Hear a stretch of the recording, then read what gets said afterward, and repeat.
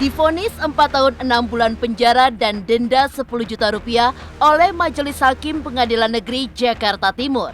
Pihak keluarga Gaga Muhammad akhirnya kemarin mengajukan permohonan banding.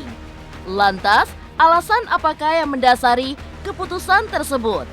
Serta bagaimana pula pengakuan kuasa hukum Gaga yang menyatakan bahwa kliennya itu tidak dalam keadaan mabuk saat mengemudikan mobil.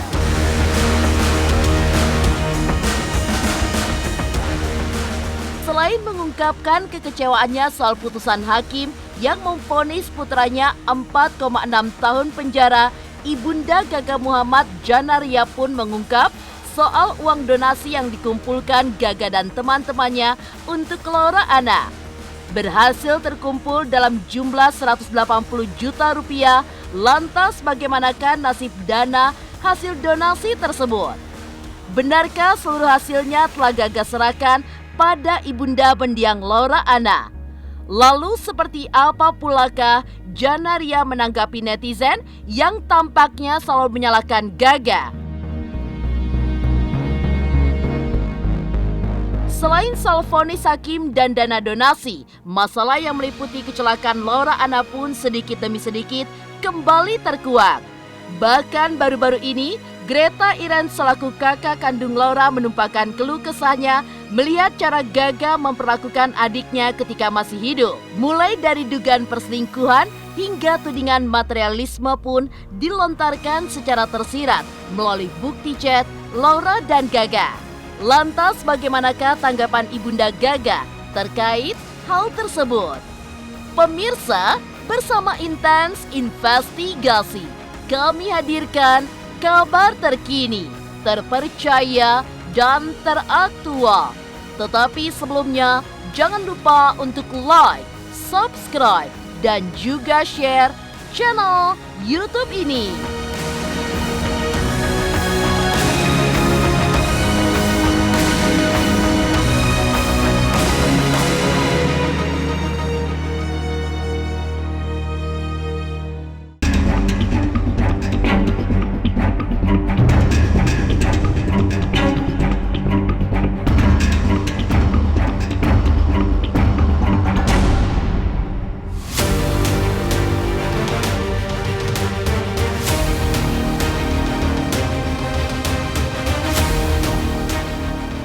Majelis Hakim Pengadilan Negeri Jakarta Timur telah menjatuhkan vonisnya pada Gaga Muhammad pada 19 Januari 2022 lalu. Vonis tersebut berupa hukuman penjara selama 4 tahun 6 bulan serta denda sebesar 10 juta rupiah. Kendati demikian, keluarga Gaga merasa tidak terima dengan vonis yang dijatuhkan hakim dan menilai bahwa seharusnya Gaga berhak mendapatkan hukuman seringan-ringannya. Tak pelak, keluarga Gaga pun langsung mengajukan permohonan banding terhadap perkara kecelakaan yang melumpuhkan mendiang Laura Anna itu. Lantas alasan apakah yang mendasari pihak keluarga untuk mengajukan banding? Benarkah ada beberapa hal prinsipil yang dilewatkan majelis hakim seperti pengakuan dokter bahwa rumah sakit tidak memiliki fasilitas MRI hingga vonis yang dibuat berdasarkan riuhnya pemberitaan media tentang kasus ini? Sabda Gaga Muhammad ya, atau Gaga. Jadi menurut informasi dari bagian pidana bahwa jam 11 tadi, jam 11 waktu Indonesia bagian barat ya, terdakwa melalui penasihat hukumnya menyatakan banding. Jadi mereka mengisi formulir banding. Tapi apakah penasihat hukumnya juga langsung menyampaikan memori bandingnya, saya belum tahu karena baru disampaikan bahwa perkara ini sudah dinyatakan banding dari pihak terdakwa. Ada beberapa hal yang sangat prinsip sehingga kami mengajukan banding atas putusan tersebut. Yang paling prinsip itu adalah di mana fakta-fakta persidangan itu dikesampingkan begitu saja. Fakta-fakta yang dikesampingkan itu adalah pengakuan dokter, di mana dokter mengakui rumah sakit tidak punya MRI, ya. Tapi itu dikesampingkan begitu saja. Justru yang paling sangat perlu diluruskan ya, bahwa seorang terdakwa itu sebetulnya mempunyai hak untuk mengajukan pembelaan, mempunyai hak untuk membela diri. Jadi tidak pada tempatnya apabila seorang majelis atau majelis hakim itu menjadikan hak seorang terdakwa melakukan pembelaan sebagai alasan yang memberatkan. Saya hanya minta dihukum seringan-ringan yang rasional.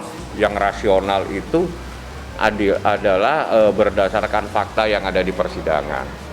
Berdasarkan fakta yang ada di persidangan itu terungkap gitu loh, bahwa ada kejadian beberapa hari di rumah sakit itu bukan menjadi kapasitasnya Gaga di situ. Jadi kalau seseorang terus sakit semakin parah, apakah harus dihukum orang lain yang bukan menjadi kewenangan dan kewajiban dia melakukan pengobatan? Gitu loh. Gaga bukan seorang dokter, dia juga bukan mengerti tentang dunia kedokteran. Jadi kalau misalnya ada orang yang sakit, yang terus semakin parah, tapi orang lain yang dihukum, ini sangat tidak adil. Banding tidak tahu, tapi kira banding pun tidak akan kurangi menurut saya. Terkait kasus kecelakaan Laura Anna dan kliennya, kuasa hukum Gaga Muhammad tidak memungkiri adanya kelalaian dalam mengendara. Kendati demikian, perihal alkohol yang dikonsumsi Gaga, sang kuasa hukum masih bersikeras bahwa kliennya itu tidak dalam keadaan mabuk saat mengemudikan mobil. Maka dari itu, menurut sang kuasa hukum, beratnya hukuman yang harus dilakoni Gaga Muhammad itu tidaklah rasional karena telah dinodai dengan liarnya opini publik di sosial media. Kalau pengaruh alkohol sudah dijawab secara tegas. Dia minum tapi tidak mabuk. Karena dia sempat berhenti, sempat makan semuanya. Itu sudah terungkap di persidangan. Kalau lalai, iya lalai. Dari awal saya katakan, Gaga kau lalai, kau pasti akan dihukum. Yang jadi persoalan itu bukan di sana. Yang jadi persoalan mengukur berat hukuman dan ringannya hukuman ini harus sesuai dengan rasionalitas. Harus sesuai dengan rasionya seperti apa. Ini seseorang dihukum 4 tahun 6 bulan ini apa? Gitu. Apa karena begitu besarnya berita yang ada di media massa sehingga menghukum itu, wah ini karena disorotin. Ini karena ada sorotan proses hukum ini. Kalau ini yang dijadikan dasar, rusak sistem hukum nantinya. Dia juga salah, ya. Dia lalai, iya. Tapi beratnya hukuman ini tidak harus dibebankan kepada Gaga dengan mencoba analisa, mencoba mempertimbangkan bahwa karena begini dia harus dihukum 4 tahun 6 bulan atau sekian tahun. Itu sangat tidak adil buat seseorang. Tak hanya mengungkapkan kekecewaannya terkait vonis hakim, Ibunda Gaga Janaria juga menyinggung tentang dana donasi yang digalang oleh Gaga dan teman-temannya. Berjumlah 180 juta, lantas bagaimana nasib uang tersebut? Lalu bagaimana pula tanggapan Janaria melihat anaknya yang selalu disalahkan oleh netizen? Benarkah ia memiliki pesan menohok untuk netizen yang terus-menerus menghujat Gaga? Pemirsa, pastikan tetap di Intens Investigasi. Dan jangan lupa untuk like, subscribe, dan juga share channel YouTube ini.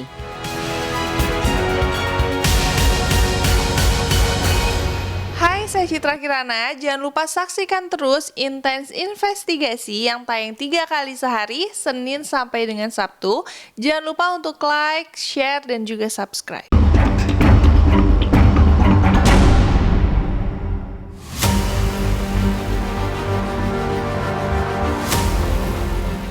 Terkait hukuman pidana yang dijatuhkan pada putranya, Ibunda Gaga Muhammad Janaria pun angkat bicara. Ia merasa kecewa dengan putusan hakim tersebut, namun harus tetap mengikuti prosedur hukum yang berlaku. Selain mengungkapkan kekecewaannya, Janaria juga menyinggung soal rumor negatif terkait uang donasi yang dikumpulkan Gaga dan teman-temannya untuk membantu biaya pengobatan Laura Anna. Menurutnya, Gaga tidak pernah sedikit pun menyentuh uang tersebut. Ia pun juga mengatakan bahwa uang yang berjumlah 180 juta itu telah diserahkan pada Ibunda Laura Anna sepenuhnya. Masalah Mbak, itu jadi waktu Laura di rumah sakit, Gaga bersama dengan teman-temannya itu sempat mengumpulkan donasi. Mengumpulkan donasi ya? Itu terkumpul sekitar, terkumpul 180 sekian kalau nggak salah. Nah uang itu bukan dikumpulkan di rekening Gaga, tetapi yang mengumpul itu lewat rekeningnya temannya namanya Aang yang bagian pengumpul. Pada saat 41 itu aku nanti ada WA-nya aku sudah kirim itu buktinya 41 itu dibayarkan langsung ke Mayapada, 100 lebih itu langsung ke rekening mamanya Laura gitu. Ke rekening mamanya Jadi kalau Laura. memang langsung ke rekening mamanya Laura. Jadi yang selama ini kan Iren bilang Gaga ngumpulin donasi tapi tidak pernah ke dia. Gaga tidak pernah mengumpulkan donasi yang langsung masuk di rekeningnya. Itu dia ngumpul itu lewat rekeningnya Aan dan itu sudah diserahkan ke rumah sakit yang 40 sekian di Mayapada, 140 lebih itu masuk ke rekening ibunya Laura. Jadi Gaga tidak menyentuh sama sekali yang dana donasi itu. Dia hanya disampaikan ke teman-temannya bahwa yang terkumpul sekian ya dibayarkan ke Mayapada 41 kalau nggak salah itu berikut ada WA-nya aku sudah kirim. Terus 140 sekian itu langsung masuk ke rekening mamanya Laura. Bapaknya almarhum Pak Gahbor sendiri sempat mengatakan bahwa saya ada mengumpulkan donasi. Saya tidak pernah mengumpulkan sama sekali dan saya tidak pernah bercerita itu dari awal. Total donasi yang terkumpul itu 180 sekian. Kalau yang dari Aku udah kirim bukti ini, sudah kirim ke itu 140 sekian. 180 yang langsung dibayarkan ke rumah sakit itu 41 sekian kalau nggak salah. Yang masuk ke rekening ibunya Laura itu 140. Jadi kalau bapaknya almarhum menanyakan masalah itu, suruh tanyakan ke istrinya aja. Berbicara masalah donasi, kita tidak pernah menyentuh itu. Itu langsung ke rekening ibunya Laura sendiri.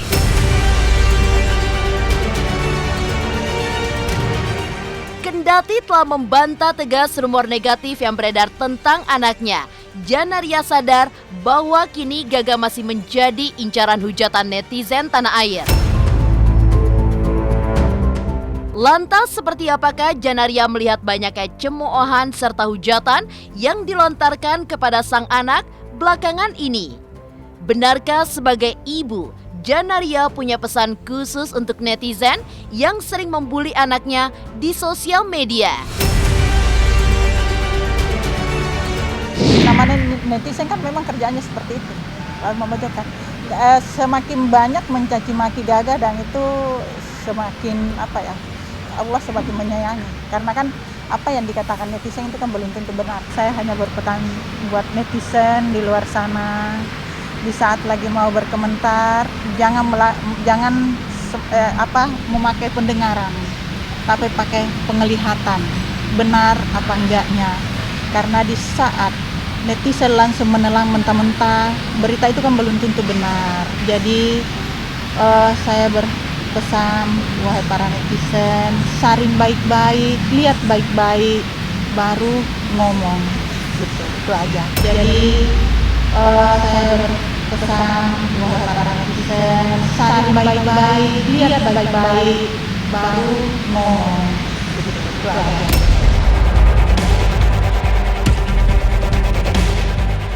Di tengah riuhnya gunjingan netizen tentang Gaga Muhammad, kini kembali terungkap bagaimana cara Gaga memperlakukan Laura Anna saat masih hidup. Hal itu dibongkar secara belak-belakan oleh Greta Iren hingga muncul dugaan perselingkuhan serta sikap materialistis. Lantas seperti apakah tanggapan Ibunda Gaga tentang hal tersebut? Pemirsa Intens Investigasi, jangan lupa untuk like, subscribe, dan juga share channel YouTube ini. Halo, saya Jiko Jericho. Saksikan terus Intens Investigasi yang tayang 3 kali sehari, Senin sampai Sabtu. Jangan lupa like, share, dan subscribe.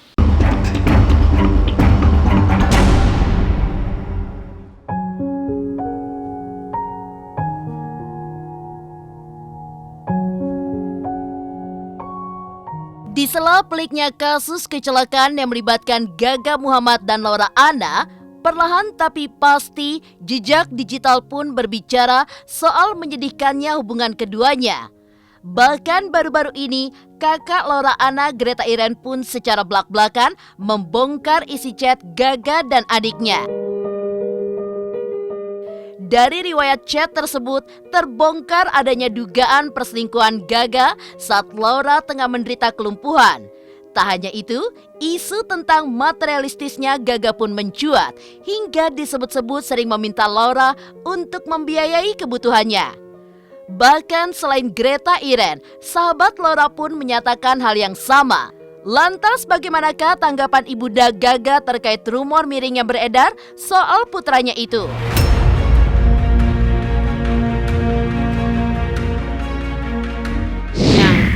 Omongin itu bukti-buktinya. Kenapa aku bisa ngomong itu?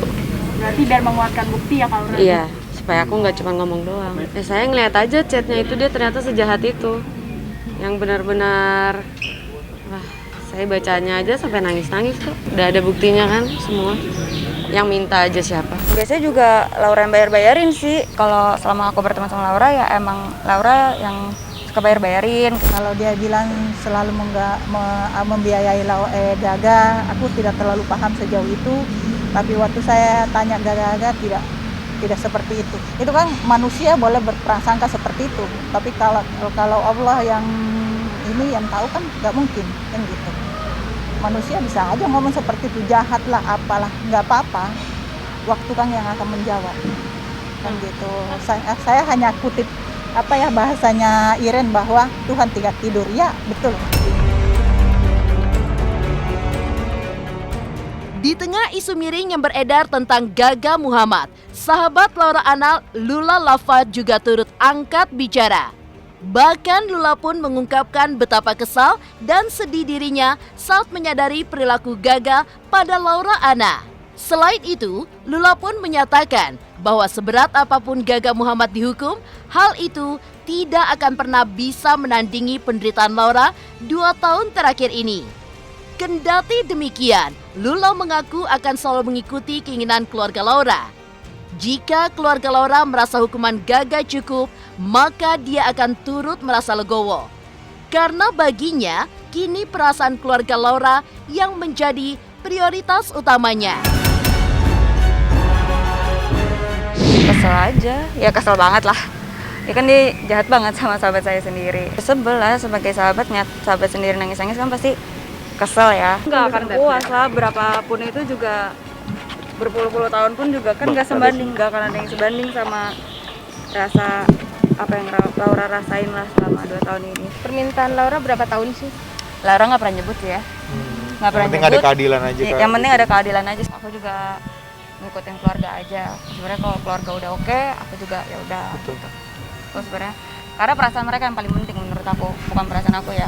Walaupun aku sedih nggak suka, yang paling penting ya perasaan mereka.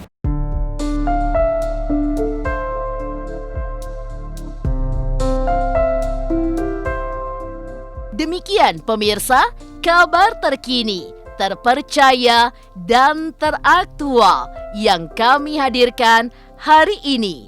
Saksikan terus Intens Investigasi setiap hari Senin sampai dengan Sabtu 3 kali sehari, pagi, siang, dan malam hanya di YouTube channel. Pastinya jangan lupa untuk like, subscribe, share, dan juga komen channel Intens Investigasi.